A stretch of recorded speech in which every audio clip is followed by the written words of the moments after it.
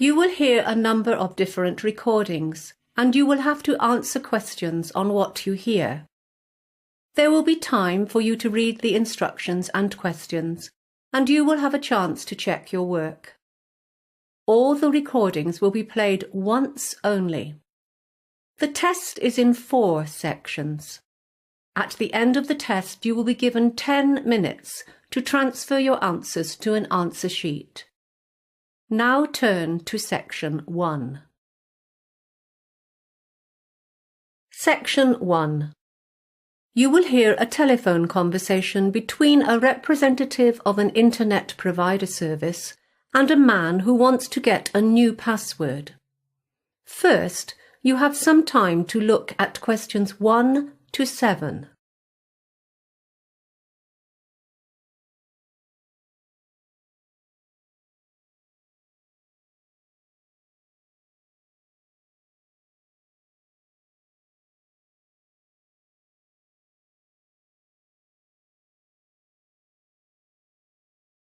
You will see that there is an example that has been done for you.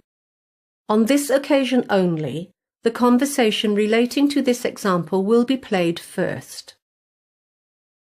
Good evening, this is WebNet and you're speaking with Natasha. How can I assist you today? Hello, Natasha. I tried to log into my WebNet account yesterday and I realised I'd forgotten my password. Are you able to help me with that?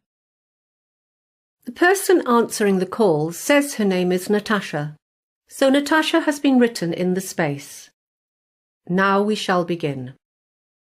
You should answer the questions as you listen because you will not hear the recording a second time. Listen carefully and answer questions 1 to 7. Good evening, this is WebNet and you're speaking with Natasha.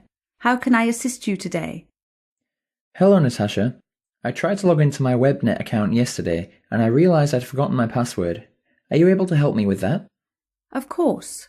What I'll need to do is ask you a few questions to check your identity, and then I'll issue you with a new password. Is that okay? No problem. Firstly, can I have your full name, please? Michael Simmons. S-I-M-M-O-N-S. I don't have a middle name. Great. And your date of birth?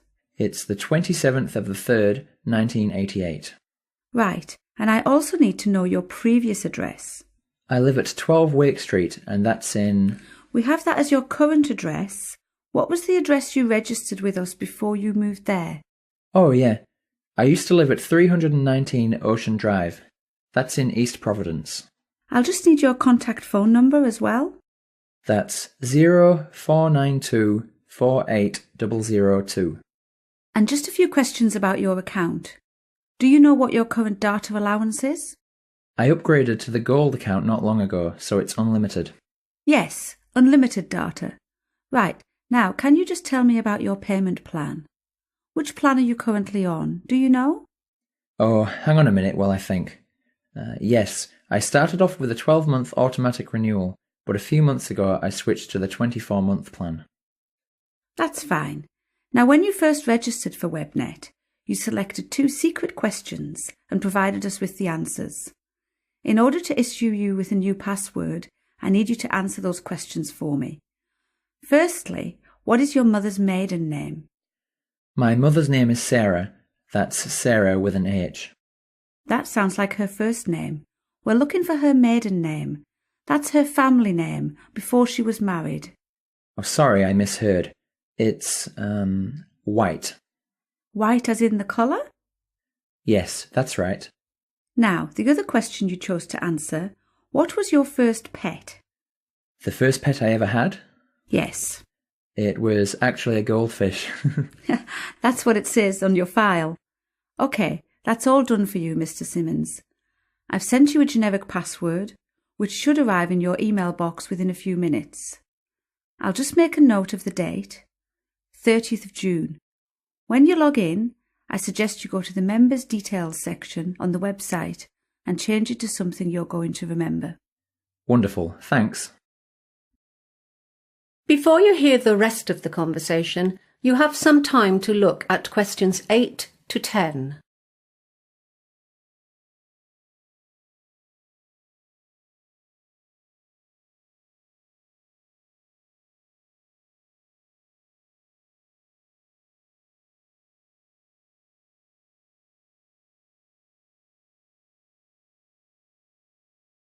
Now listen and answer questions 8 to 10. Is there anything else I can help you with today? Yeah, there are a few things. I've been having some connection issues recently. I think the problem is with the cable that connects the modem to the computer. Do you supply those? You need a new cable. Not a problem. I'll arrange for that to be sent off tomorrow. Thanks. Also, I'm currently signed up for 3 of your services: home phone, mobile and broadband. I use the internet a lot, on my computer and on my mobile, but to be honest, I never use the home phone and I don't see why I should keep paying for that plan. Would you like me to cancel that home phone for you? Yes, please, if you wouldn't mind. Done. Is there anything else? Yes, just one last thing. Do you offer any antivirus products? Yes, we have one which offers full protection against viruses, spam and identity theft, which is useful if you're doing any online banking and that kind of thing. It's called the Security Pack. Sounds perfect. Sign me up for one of those, please. And we've got another one. It's called the Parenting Pack. It prevents your children from accessing harmful websites and downloading things they shouldn't. I'm not so worried about that anymore. Both my children are adults and have left home. So, just the Security Pack, thanks. That's everything. That is the end of section 1. You now have half a minute to check your answers.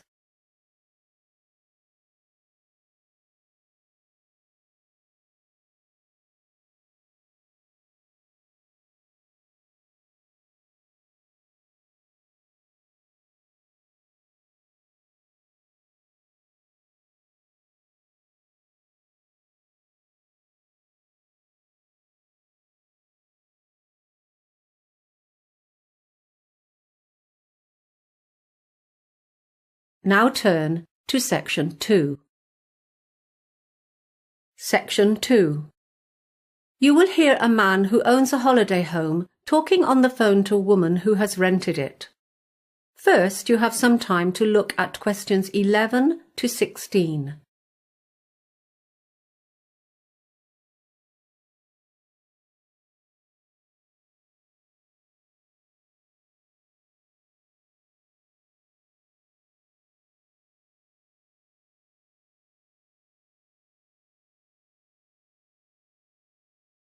Now listen carefully and answer questions 11 to 16. Hello, Ron Smith speaking. Hi, this is Kayla Lawton. I signed up with the Holiday House agency to rent your beach house, but the agent isn't available today and I have a problem. I can't remember what she said about the alarm system. Oh, it's quite simple, really. The main thing to remember is to enter by the back door, which leads into the kitchen, because that is where the alarm is situated, right next to the light switch, just beside the door. If you go through the front door into the living room, it will take you longer to reach the alarm, and you only have a few seconds to deactivate it. The code is 3498. OK, I've got that. The agent will have given you the back and front door keys, but there are other keys that you may need for the garage, the laundry, and the little garden shed. You'll find them hanging on a hook inside the cupboard in the hallway, next to the hot water cupboard. The laundry room is outside, next to the garage. It should be kept locked, so please remember to return the key to the hook when you've done your washing. The last tenant lost it somewhere in the garden, and I had to have the lock replaced. There should be some laundry detergent for the washing machine next to the dishwashing liquid under the kitchen sink. Oh, now, about the linen. The sheets are already on the beds, and there are lots of towels at the house too. Of course, you'll want to enjoy that lovely, safe swimming beach as much as possible. You'll find a pile of beach towels in a basket on the washing machine. Feel free to take these to the beach with you. We have lots of them, and they're pretty old, so it doesn't matter if they get a bit dirty or sandy. There are other newer towels for use in the bathroom only. These are in the hot water cupboard on the shelf up above the cylinder. Please don't take these ones down to the beach. What else? Oh yes, I should tell you that the electricity supply is generally reliable, but sometimes there are power surges which make a few light bulbs blow. If that happens, don't worry. There are spare light bulbs in a shoebox on the chest of drawers in the bedroom. That reminds me, the main power supply is switched off at the mains box, which is above the front door. The first thing to do when you arrive is to pull down the large lever. It's clearly labelled mains switch. You don't need to touch any of the other switches. Thank you. Anything else? Before you hear the rest of the conversation, you have some time to look at questions 17 to 20.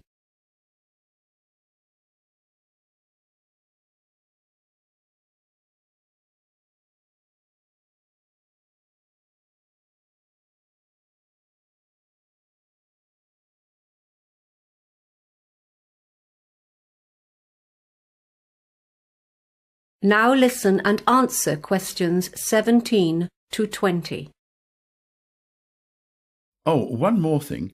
Something that might interest you is a folder of local information. You know the sort of thing. Interesting places to visit, opening hours for the shops and services in the town, plus a little map of local walks. It's on top of the TV along with the remote control. Parking in the town is usually really easy, except for weekends, when the place is swamped with tourists, so I would recommend doing your shopping on weekdays. Oh, one thing though, if you want to combine a shopping expedition with a visit to the Early History Museum, you should know that it's not open on Mondays. There are lots of good places to eat in town too. You'll find a list of menus and takeaway prices for some of the more popular local cafes and restaurants. If you like Chinese, the Happy Dragon has excellent food, or I'd recommend the Pizzeria if you prefer Italian. They have a good selection of takeaway pasta and pizza as well. The Happy Dragon is a firm favourite with the locals though. Both restaurants deliver free of charge, but note the phone numbers have changed since the menus were printed. Phone 3231190 for pizza and 3239911 for Chinese. You won't be disappointed. Thanks a lot. I'll do that. That is the end of section 2. You now have half a minute to check your answers.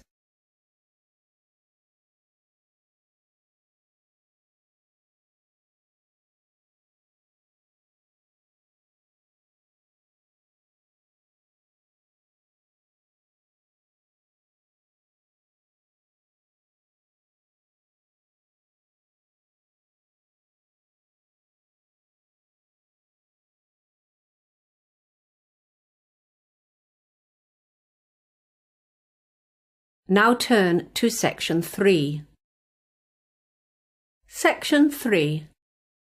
You will hear a college professor and a postgraduate student, Diana, discussing her recent internship experience. First, you have some time to look at questions 21 to 25.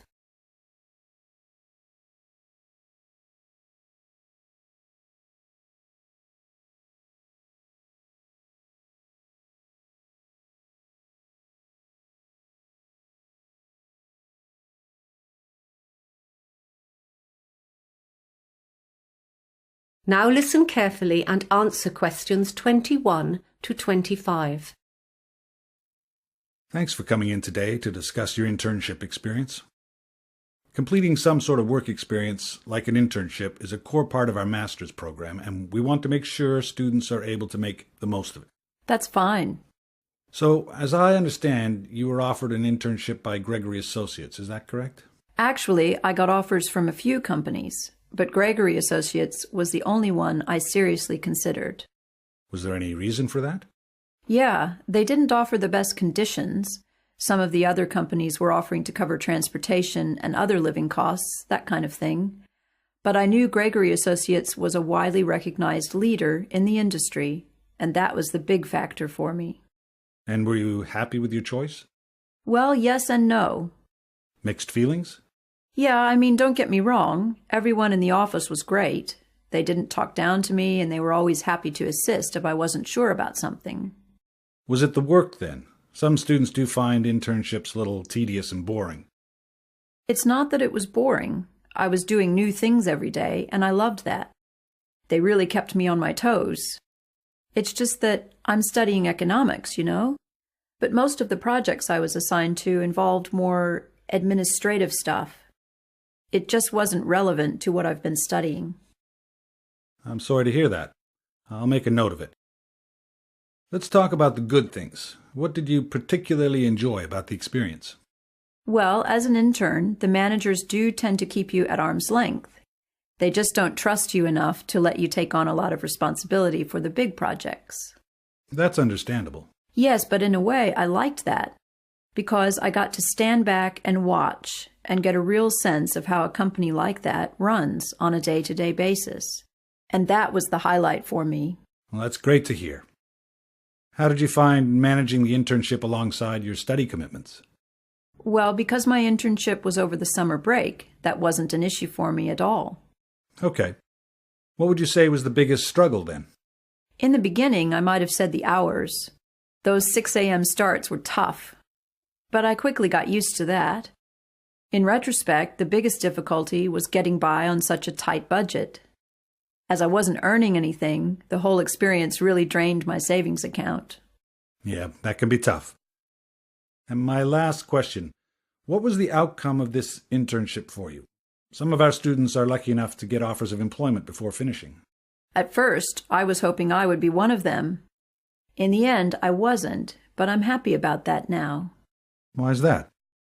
Well, over the course of the internship, I ended up reconsidering whether this industry is really for me after all. I'm going to finish my degree, because I'm only a semester away from graduation now. But then after that, I've decided to pursue a different line of work. Well, I do hope you're successful with that. Before you hear the rest of the conversation, you have some time to look at questions 26 to 30.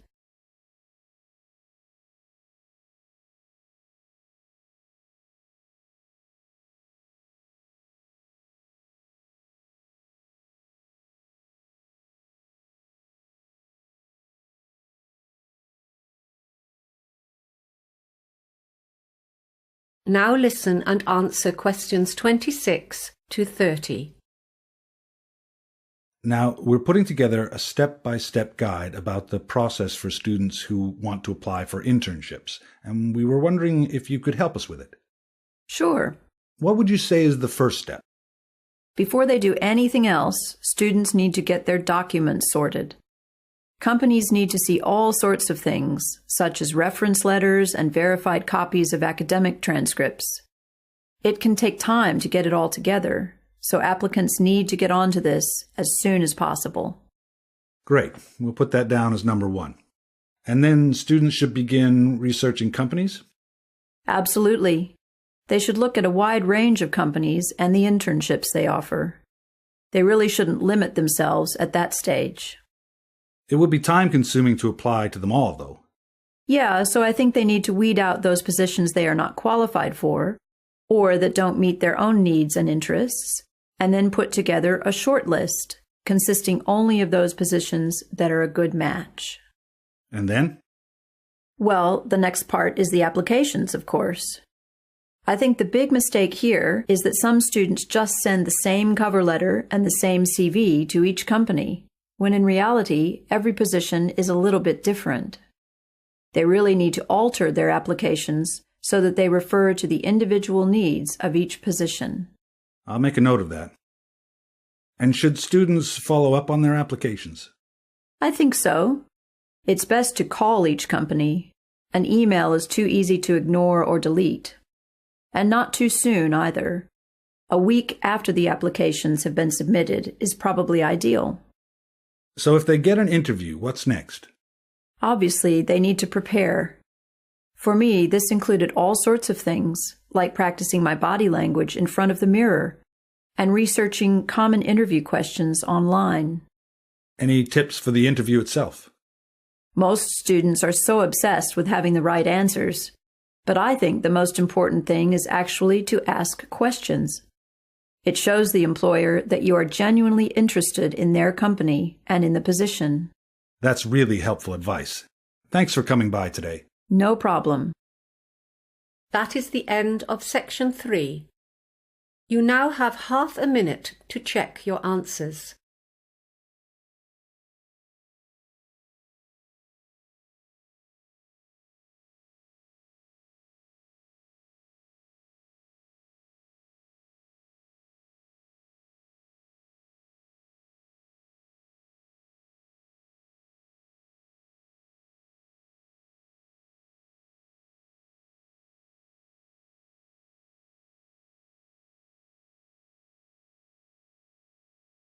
Now turn to Section 4.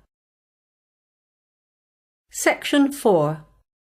You will hear the first lecture of a course in development studies. First, you have some time to look at questions 31 to 40.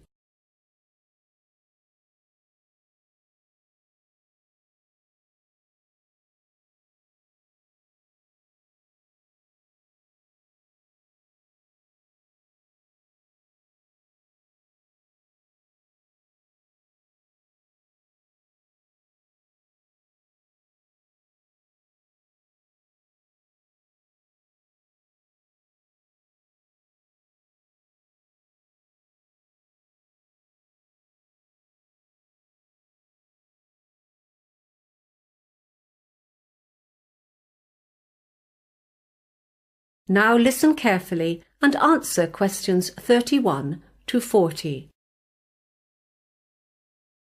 Good morning, everyone, and welcome to your first lecture in Development Studies. Development Studies as a discipline can be boiled down to a couple of core objectives. Basically, we are trying to understand how it is that societies experience particular kinds of change and how they progress as they develop. We're also trying to go beyond that, however, and work out how different sorts of actions can facilitate or even encourage these changes to happen. To achieve these objectives, there are two key approaches that underpin development studies. Firstly, there's a theoretical approach, which is all about the how of change. With theory, we can explore some of the big questions. What kind of change should we aspire to, and how can this be achieved? But we don't just talk. We've also got to apply some of this thinking. So, through the applied approach, we're looking at specific policies and trying to understand how they can most effectively be put into place. Although we try not to limit ourselves, we do focus on a few key areas. Due to our location, for example, the Asia-Pacific region is an important area of research for us. At the moment, we're doing a lot of work on urbanization, and there are two elements to this. One is employment, as urbanization leads to major employment problems, and the other is housing. With so many people moving to cities, many of them struggle to find a place to live. Other issues of particular interest to our staff are migration and, of course, trade. So, what will you be able to do with the degree in development studies? Well, firstly, you'll develop a full working knowledge of all aspects of development. You'll also learn how to gather data. We include sessions on how to gather statistics, but we mostly focus on textual data, that is, policy briefings, research reports, and so on. Once you've done your research, you need to know what it all means. After all, there's not much point in collecting a whole lot of data if you don't know whether it's significant or not. So we're going to teach you how to critically evaluate your findings. And finally, teamwork is a big part of development work. Your major piece of research work for this class is done in groups of 4, so you're going to learn how to cooperate as a team in order to plan and conduct this research assignment. I want to move on now to give you a brief overview of how development studies has evolved as a discipline since it was first established. The first thing to note is that, unlike other subjects such as mathematics or philosophy, development studies is very young. It began taking shape as a formal discipline only in the 1950s. At that stage, economic concerns were at the forefront of nearly all research efforts. researchers assumed that development in general could be measured by indicators such as gross domestic product, GDP, or unemployment levels. In the 1970s, a new set of scholars took charge. These researchers, informed by the social movements of the 1960s, brought a new set of issues to the table.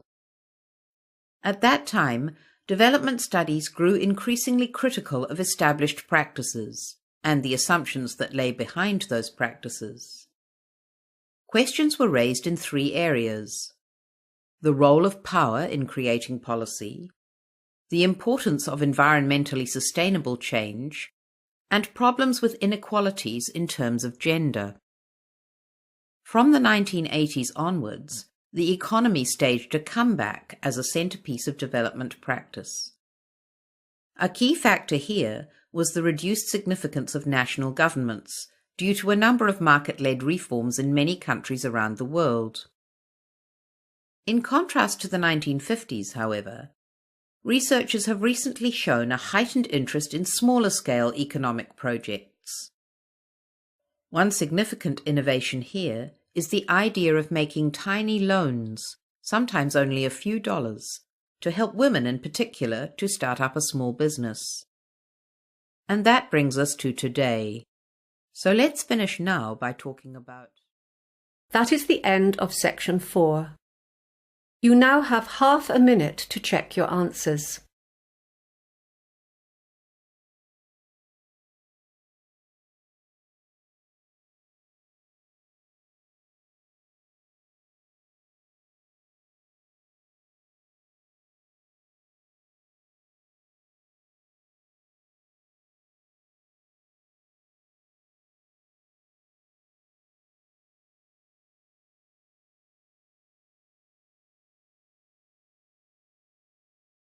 That is the end of the listening test.